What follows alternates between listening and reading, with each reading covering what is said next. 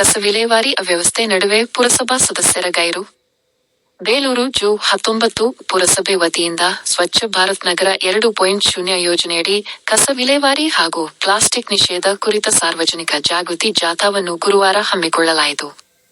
ಆದರೆ ಕಾರ್ಯಕ್ರಮದಲ್ಲಿ ಪುರಸಭೆಯ ಬಹುತೇಕ ಸದಸ್ಯರ ಗೈರುಹಾಜರಿ ಎದ್ದು ಕಾಣಿಸಿತು. ಜೂನ್ 18ರಂದು ನಡೆದ ಸಾಮಾನ್ಯ ಸಭೆಯಲ್ಲಿ ಹಲವು ಸದಸ್ಯರು ಪಟ್ಟಣದ ಕಸ ವಿಲೇವಾರಿ ವ್ಯವಸ್ಥೆ ಕುರಿತು ತೀವ್ರ ಅಸಮಾಧಾನ ವ್ಯಕ್ತಪಡಿಸಿದರು.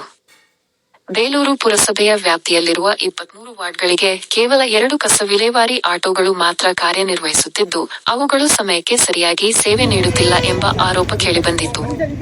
ಕಸ ಸಂಗ್ರಹಣೆ ಸಮರ್ಪಕವಾಗಿ ನಡೆಯದ ಕಾರಣ ಸಾರ್ವಜನಿಕರು ರಸ್ತೆ ಬದಿ ಹಾಗೂ ಖಾಲಿ ಜಾಗಗಳಲ್ಲಿ ಕಸ ಹಾಕುವ ಪರಿಸ್ಥಿತಿ ನಿರ್ಮಾಣವಾಗಿದೆ ಎಂದು ಸದಸ್ಯರು ಸಭೆಯಲ್ಲಿ ಅಭಿಪ್ರಾಯಪಟ್ಟಿದ್ದರು. ಅಲ್ಲದೆ ದುರಸ್ತಿಗೆ ಕಳುಹಿಸಿರುವ ಹಲವು ಕಸ ವಿಲೇವಾರಿ ಆಟೋಗಳನ್ನು ಇನ್ನೂ ಮರಳಿ ತರದಿರುವುದಕ್ಕೂ ಸದಸ್ಯರು ಆಕ್ರೋಶ ವ್ಯಕ್ತಪಡಿಸಿದ್ದರು. ಪುರಸಭೆಗೆ ಆಟೋಗಳ ದುರಸ್ತಿಗೆ ಹಣದ ಕೊರತೆ ಇದ್ದರೆ ಸದಸ್ಯರೆಲ್ಲರೂ ಸೇರಿ ಹಣ ಸಂಗ್ರಹಿಸಿ ದುರಸ್ತಿ ಮಾಡಿಸಲು ಸಿದ್ಧವಿದ್ದೇವೆ ಎಂದು ಕೆಲ ಸದಸ್ಯರು ಸಭೆಯಲ್ಲಿ ತಿಳಿಸಿದ್ದರು ಎನ್ನಲಾಗಿದೆ. ಇಂತಹ ಸಮಸ್ಯೆಗಳು ಬಗೆಹರಿಯದೇ ಇರುವಾಗ ಕೇವಲ ಜಾಗೃತಿ ಜಾಥಾ ನಡೆಸುವುದರಿಂದ ಪ್ರಯೋಜನವೇನು ಎಂಬ ಪ್ರಶ್ನೆ ಸಾರ್ವಜನಿಕ ವಲಯದಲ್ಲಿ ಕೇಳಿಬರುತ್ತಿದೆ. 23 ವಾರ್ಡ್ಗಳಿಗೆ ಕೇವಲ 2 ಕಸ ವಿಲೇವಾರಿ ವಾಹನಗಳಿರುವ ಹಿನ್ನೆಲೆಯಲ್ಲಿ ಮೂಲಭೂತ ವ್ಯವಸ್ಥೆಯನ್ನು ಬಲಪಡಿಸುವುದು ಅಗತ್ಯವಾಗಿದೆ ಎಂದು ಸಾರ್ವಜನಿಕರು ಅಭಿಪ್ರಾಯ ವ್ಯಕ್ತಪಡಿಸಿದ್ದಾರೆ.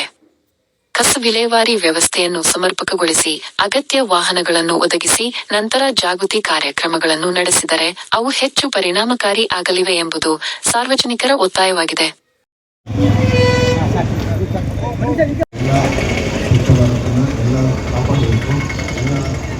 ಸಮಸ್ಯೆಗಳಲ್ಲಿ ಎಲ್ಲ ನಾವು ಒಂದುಗೂಡಿಸಿದ್ದೀವಿ. ಅವೆಲ್ಲ ಸಾಥ್ ಕೊಟ್ಟರೆ ಎಲ್ಲ ಸ್ವಚ್ಛ ಭಾರತನ ಆಗುತ್ತೆ.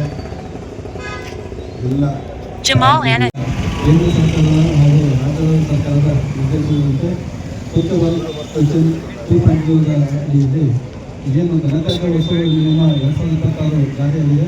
ಅದು ದಿನಾಂಕ 1/4/2026 ಜಾರಿಯಾಗಿದೆ. ಈ ಒಂದು ನಿಯಮಗಳ ಪ್ರಕಾರ ಎಲ್ಲ ಪಟ್ಟಣದಲ್ಲಿ ವಾಸ ಮಾಡತಕ್ಕಂಥ ನಿವಾಸಿಗಳು ತಮ್ಮ ತಮ್ಮ ಮನೆಗಳಲ್ಲಿ ಏನು ಉತ್ಪಾದನೆ ಘನತ್ಯಾಜ್ಯ ವಸ್ತುಗಳು ಉತ್ಪಾದನೆ ಆಗುತ್ತೆ ಆ ಎಲ್ಲ ಘನತ್ಯಾಜ್ಯ ವಸ್ತುಗಳನ್ನು 4 ವಿಧವಾಗಿ ವಿಂಗಡಿಸಬೇಕು. ಒಂದು ಹಸಿ ಕಸ, ಒಣ ಕಸ, ಸ್ಯಾನಿಟರಿ ಕಸ ಹಾಗೂ ವಿಶೇಷ ಕಾಳಜಿ ಕಸವನ್ನು ಹೀಗೆ 4 ವಿಧವಾಗಿ ವಿಂಗಡಿಸಬೇಕು ಅಂತಕ್ಕಂಥ ಒಂದು ಕಾರ್ಯಕ್ರಮ ಇದೆ. ಈ ಬಗ್ಗೆ ಸಾರ್ವಜನಿಕರಲ್ಲಿ ಅತಿ ಹೆಚ್ಚು ಪ್ರಚಾರ ಮಾಡಬೇಕು, ಮನೆ ಮನೆಗೆ ಮುಟ್ಟಬೇಕು, ಎಲ್ಲರಿಗೂ ಗೊತ್ತಾಗಬೇಕು ಅನ್ನೋದು ದೃಷ್ಟಿಯಿಂದ ಈ ಕೇಂದ್ರ ಸರ್ಕಾರ ಹಾಗೂ ರಾಜ್ಯ ಸರ್ಕಾರಗಳು ಇವತ್ತು ದಿವಸ IEC ಚಟುವಟಿಕೆಗಳ ಮೂಲಕ ಸಾರ್ವಜನಿಕರಿಗೆ ಒಂದು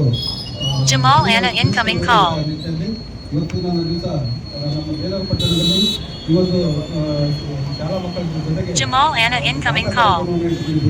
ಎಲ್ಲರೂ